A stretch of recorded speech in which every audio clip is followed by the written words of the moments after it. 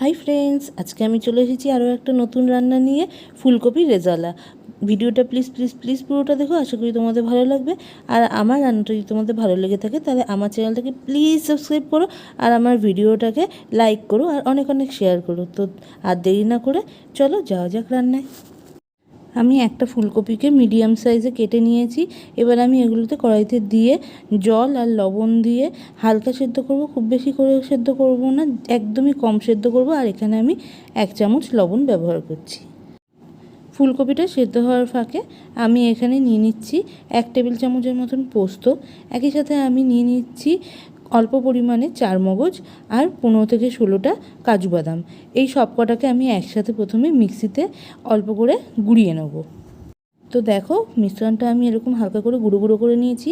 এর সাথে একই সাথে দিয়ে দেবো 1/2 কাপের মতন সরসমের দুধ, আর একই সাথে আমি অ্যাড করব 10-12টার মতন কিশমিশ আর 5-6টা কাঁচা লঙ্কা। এবার আমি পুরো মিশ্রণটাকে একটা ফাইন পেস্ট বানিয়ে নিয়ে ফিরে আসছি। তো দেখো, মিশ্রণটা ঠিক পেস্ট বানানোর পর এরকম পাতলা মতন হয়ে যাবে। এবার আমি চলে যাব নেক্সট প্রসেসে।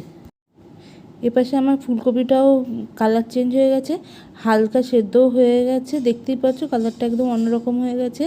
এবার আমি এটাকে নামিয়ে নেব, আর এর জলটা ঝরিয়ে একে আমি রেখে দেবো, আর আমি চলে যাব রান্নার নেক্সট প্রসেসে। এখানে আমি প্রথমে দিয়ে দিচ্ছি 1 টেবিল চামচের মতন সাদা তেল।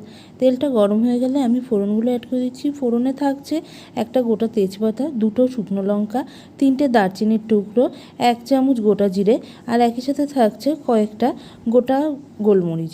ফোড়নটা ভাজা ভাজা হয়ে গেলে আমি এতে অ্যাড করে দিচ্ছি 1 চামচের মতন আদা বাটা। আদা বাটার কাঁচা গন্ধটা চলে গেলে আমি এখানে অ্যাড করে দিচ্ছি বানিয়ে রাখা মিশ্রণটা তেলে দেওয়ার সঙ্গে সঙ্গে কন্টিনিউ নাড়তে হবে, তা না হলে যেহেতু এতে কাজু বাটা আছে তো তলায় লেগে যাওয়ার একটা সম্ভাবনা থাকে। এই সময় আমি এতে সামান্য লবণ অ্যাড করছি, তোমরা তোমাদের স্বাদ মতো লবণ অ্যাড করবে। মনে রাখতে হবে ফুলকপিটা সেদ্ধ করার সময় কিন্তু আমি লবণ ব্যবহার করেছিলাম, সেই হিসাবেই তোমরা লবণটা ব্যবহার করবে। এইবার আমি পুরো মিশ্রণটাকে কিছুক্ষণ কষিয়ে নেব, আর পুরো মিশ্রণটাকে আমি মিডিয়াম ফ্লেমে কষাতে থাকবো।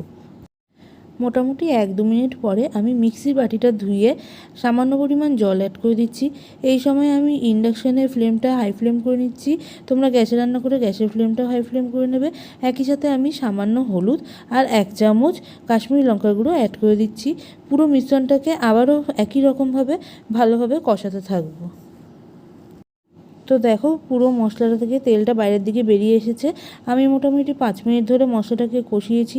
এই সময় আমি এতে চিড়ে রাখা 3টে কাঁচা লঙ্কা অ্যাড করে দেবো, আর আবারও কিছুক্ষণ 2 থেকে 3 মিনিট অ্যাপ্রক্স আমি মশলাটাকে এরকমভাবেই কষাতে থাকবো। আমি আরও 2-3 মিনিট মশলাটা কষানোর পরে এতে আমি সেদ্ধ করে রাখা ফুলকপিগুলো অ্যাড করে দিচ্ছি। তোমরা চাইলে ফুলকপিগুলোকে হালকা ভেজে নিয়েও অ্যাড করতে পারো। এবার আমি মশলার সাথে ফুলকপিগুলোকে খুব ভালোভাবে মিশিয়ে নেব, আর হালকা ভাজা ভাজা করে নেব। দেখো, ফুলকপির সাথে মশলাগুলো খুব ভালোভাবে মিশে গেছে আর খুব ভালো কষেছে। এবার আমি এতে সামান্য জল অ্যাড করব, যেহেতু পুরো রান্নাটা একটা মাখা মাখা হবে তাই জলের পরিমাণটা একটু কমই দেবো। এবার আমি পুরো রান্নাটাকে ভালো করে মিশিয়ে দেবো, আর বাবল ওঠা অবধি অপেক্ষা করব। একবার পুরো রান্নাটার মধ্যে থেকে বাবল উঠে গেলে আমি একে ঢাকা চাপা দিয়ে আঁচ কমিয়ে হতে দেব। তো দেখো, আমি মোটামুটি 15 মিনিট পর ফিরে এসেছি। তেলটা পুরো ওপর দিয়ে ভেসে উঠেছে।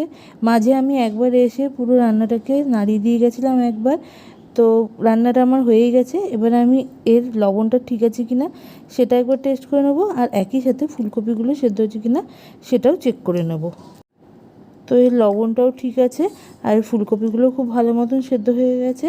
এবার আমি এতে সামান্য পরিমাণ চিনি অ্যাড করে দেবো, আর একই সাথে আমি এটাকে আর 2-3 মিনিটের মতন নাড়িয়ে নেব। তারপরে আমি ফিরে আসি পুরো রান্নাটাকে সার্ভিং বলে নিয়ে।